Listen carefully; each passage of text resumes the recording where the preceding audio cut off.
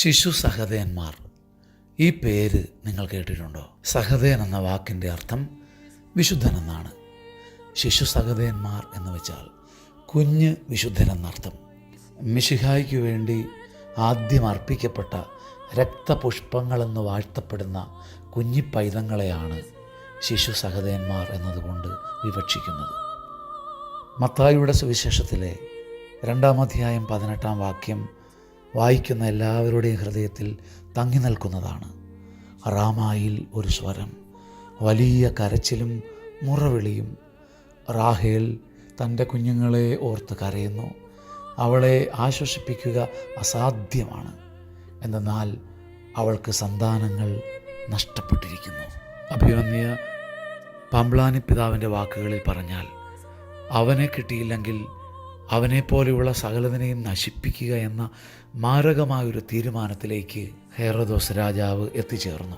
പാമ്പ്ളാനി പിതാവിൻ്റെ തന്നെ വാക്കുകളിൽ തുടർന്ന് കേട്ടാൽ, കുഞ്ഞിപ്പൈതങ്ങൾ രൂപത്തിലും പ്രായത്തിലും മാത്രമല്ല, പിന്നെയോ അവരുടെ നിഷ്കളങ്കതയിലും ദൈവപുത്രന് തുല്യരായിരുന്നതിനാൽ ഹെറോദോസിൻ്റെ കലി ദൈവപുത്രനിൽ നിന്നും കുഞ്ഞുങ്ങളിലേക്ക് വഴിമാറിയത് മനസ്സിലാക്കാൻ കഴിയും.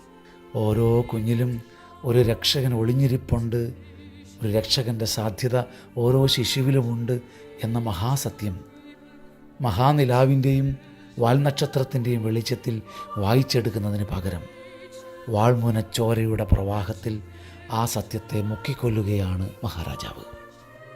വിശുദ്ധ അഗസ്റ്റിൻ ഈ കുഞ്ഞി പൈതങ്ങളെക്കുറിച്ച് പറയുന്നത് ഇപ്രകാരമാണ്: യൂദയായിലെ ബെത്ലഹേമേ, നീ അനുഗ്രഹിക്കപ്പെട്ടവളാകുന്നു. നിന്റെ സ്വന്തം പൈതങ്ങൾ ക്രൂരമായി വധിക്കപ്പെട്ടത് മൂലം ക്രൂരനായ ഹെറോദോസിൻ്റെ മനുഷ്യത്വരഹിതമായ പ്രവൃത്തികളാൽ നീ ഒരുപാട് സഹിച്ചവളാണെങ്കിലും ഇതിലൂടെ നിന്റെ വിശുദ്ധ പൈതങ്ങളെ അതിഥികളായി ദൈവത്തിനും സ്വർഗത്തിനും നൽകിയതിനാൽ നീ മഹത്വമേറിയവളാകുന്നു. മിശിഹായ്ക്ക് വേണ്ടി ആദ്യമായി ഭൂമിയിൽ ജീവത്യാഗം ചെയ്യേണ്ടി വന്ന ഈ കുഞ്ഞുങ്ങളുടെ മധ്യസ്ഥം നമുക്ക് ഫലപ്രദമാണെന്ന് തീർച്ചയായും വിശ്വസിക്കാം. സ്വർഗത്തിൽ ശലഭങ്ങളെപ്പോലെ പറന്നു നടക്കുന്നു എന്ന് നിരൂപിച്ചാലും തെറ്റുണ്ടാവുകയില്ല. ഈ കുഞ്ഞു വിശുദ്ധരുടെ വലിയ പ്രാർത്ഥനയും വലിയ മാധ്യസ്ഥവും നിന്നെയും എന്നെയും ശക്തമായി സഹായിക്കുമെന്നാണ് എൻ്റെ വിശ്വാസം. ചുരുക്കത്തിൽ, സ്വർഗത്തിലായിരിക്കണമെന്നില്ല, ഭൂമിയിലാണെങ്കിലും കുഞ്ഞുങ്ങൾ മനസ്സ് നിറഞ്ഞ് അനുഗ്രഹിച്ചാലും മനസ്സ് നിറഞ്ഞ് പ്രാർത്ഥിച്ചാലും അതൊക്കെ അനുഗ്രഹമായി ഭൂമിയിൽ തന്നെ ഭവിക്കും. മധുസൂദനൻ നായർ എന്ന വലിയ കവിയുടെ ഒരു കവിതയുടെ ചില വരികൾ എത്തിച്ചേർന്ന് നിൽക്കുന്നത് കുഞ്ഞുങ്ങളുടെ നന്മയിലും നൈർമല്യത്തിലുമുള്ള സത്യത്തെക്കുറിച്ച് പാടിക്കൊണ്ടാണ്.